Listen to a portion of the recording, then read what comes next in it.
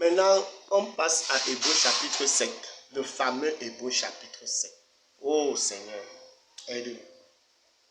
On dit que Melchisédek était roi de Salem et prêtre Dieu très haut.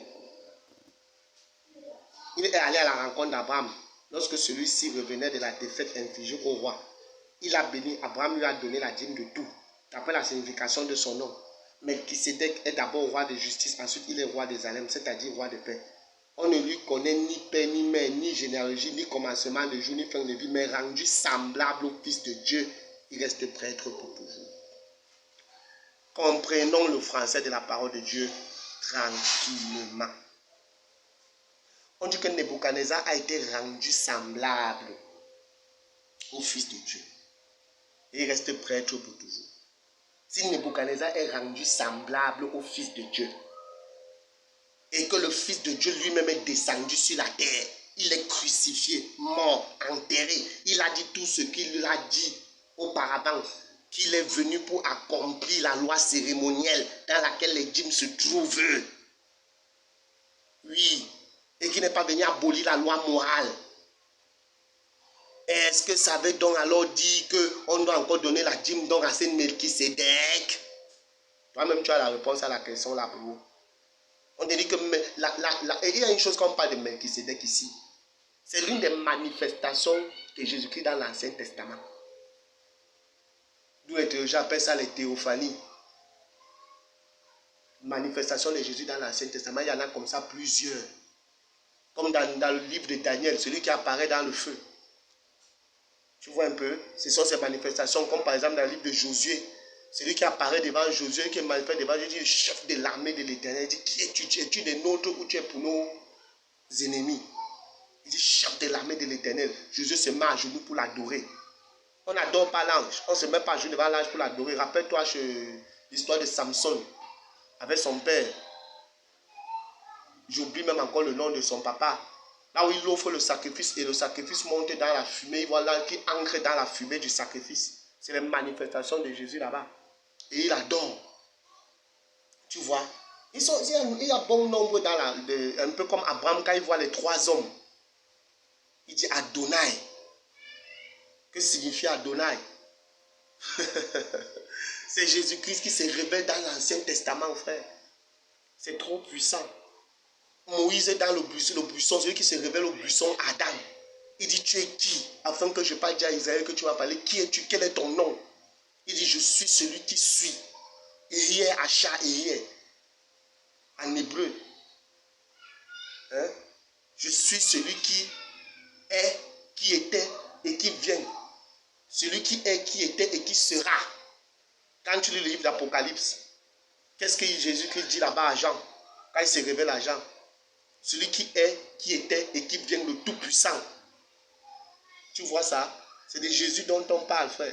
Ici, nous dit ici que ce Melchisédek est rendu semblable au Fils de Dieu. Et il reste prêtre pour tout.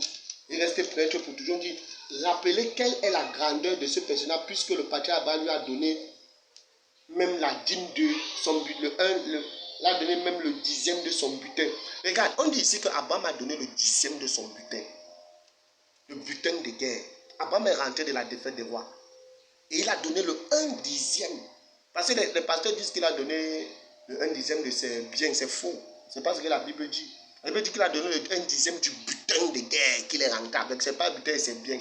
Il va encore un gros mensonge des pasteurs. Qu'Abraham a donné la dîme de tous ses biens. Non, c'est faux. C'est la dîme du butin qu'il a pris pour donner. C'est pas qu'Abraham était puissamment riche. S'il fallait donner les 10e de son bien au type s'il n'avait pas transporté ça. Attention. Ne nous amusons pas. Il était riche en troupeau, il était riche en homme, il était... Mais on dit bien la dîme du butin. Moi, c'est ma chère, ce que ça dit, mon frère. Mais on continue, on dit d'après la loi, ceux des descendants de Lévi qui remplissent la fonction de prêtre l'ont d'après ont l'ordre de prélever la dîme sur le peuple, c'est-à-dire sur leurs frères, qui sont pourtant issus d'Abraham, mais qui s'étaient, bien que ne figurant pas dans leur généalogie, à prélever la dîme sur Abraham. Et il a béni celui qui avait les promesses. Voilà. On dit que Melchisédek, il ne tire pas sa généalogie des descendants d'Abraham. Il a prélevé la dîme sur Abraham. Il y a une chose à noter, c'est qu'Abraham, c'est un prophète. Donc Melchisédek, s'il prélève la dîme à Abraham, on dit bien qu'il est semblable au Fils de Dieu. Or, on dit indiscutablement, c'est l'inférieur qui est béni par le supérieur. De plus, dans le cas des descendants de Lévi, ceux qui perçoivent la dîme sont des hommes mortels, tandis que dans le cas de Melchizedek, c'est quelqu'un dont on atteste qu'il est vivant. Pardon, frère. Dont on atteste qu'il est vivant. En outre, Lévi qui perçoit la dîme, là pour ainsi dire, aussi payé par l'intermédiaire d'Abraham. Il était en effet encore dans les règnes de son ancêtre lorsque Melchizedek est allé à la rencontre d'Abraham.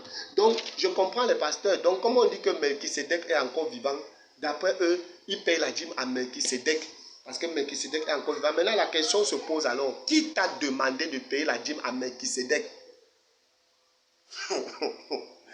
Melchizedek t'a demandé la dîme. Ça n'a même pas de sens. Et on dit qu'Abraham a payé la dîme à Melchizedek. Et ses ancêtres qui étaient dans ces règles, les Lévites, parce qu'ils ne payaient pas la dîme, ils l'ont payé aussi par l'intermédiaire d'Abraham. Ça veut dire que quoi? Ça veut dire que si nous aujourd'hui nous sommes en Christ, comme le dit le livre de Galates, descendants d'Abraham, mais il est clair que soit Abraham a payé la dîme, frère. C'est aussi simple que ça. Il est clair que soit Abraham a payé la dîme. Étant donc ses descendants, qui va encore payer la dîme à Melchizedek? Qui va encore donner? Ce Melchizedek est où? Qui va encore le payer la dîme? Ah donc, il s'est seulement révélé au pasteur. Un gros mensonge, frère. Non, relisons. On dit de plus, dans le cas des descendants de Lévi, ceux qui perçoivent la dîme sont des hommes mortels, tandis que dans le cas de Melchizedek, c'est quelqu'un dont on atteste qu'il est vivant. En outre, Lévi qui perçoit la dîme l'a pourtant aussi dit, ainsi payé par l'intermédiaire d'Abraham. Il était en effet encore dans les règnes de son ancêtre lorsque Melchizedek est allé à la rencontre d'Abraham. Si donc la perfection avait été possible à travers le ministère des prêtres et des visites, car c'est bien celui que repose la loi donnée au peuple, était-il encore nécessaire que surgisse un autre prêtre établi à la manière de Melchizedek? On dit qu'un autre, bon, laissons même encore ce que je crois. On dit qu'il y a un autre prêtre qui est même encore venu selon Melchizedek, un autre qui n'est pas Melchizedek. C'est qui donc? On dit qu'il soit présenté comme n'étant pas établi à la manière d'Aaron, puisque le ministère des prêtres a été changé. Il est nécessaire aussi que le changement de loi. Tu vois? En effet, celui que visent les passages cités appartient à une autre tribu dont aucun membre n'a fait le service de l'autel. C'est la tribu de Juda. Jésus vient de la tribu de Juda. De fait, il est parfaitement clair que notre Seigneur est ici de la tribu de Juda. Tribu dont Moïse n'a absolument pas parlé concernant la fonction de prêtre. C'est plus évident encore. Quand cet autre prêtre qui siège est semblable à Melchizedek, établi non d'après un principe de filiation prescrit par la loi, mais d'après la puissance d'une vie impérissable. De ce fait, ce témoignage lui est rendu. Tu es prêtre pour toujours à la manière de Melchizedek. Il y a ainsi abolition des règles précédentes à cause de son impuissance et de son inutilité, puisque la loi n'a rien amené à la perfection. Mais par ailleurs, il y a l'introduction d'une meilleure espérance par laquelle nous nous approchons de Dieu. Tu vois?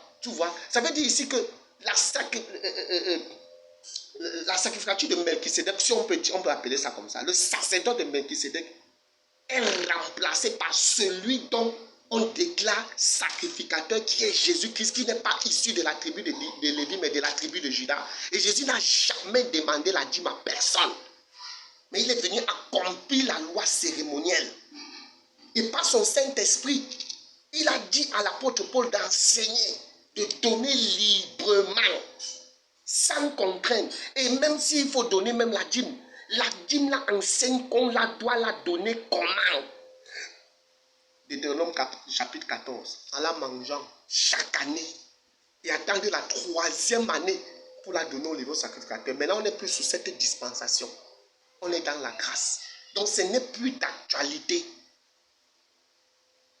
Frère, ce n'est plus d'actualité.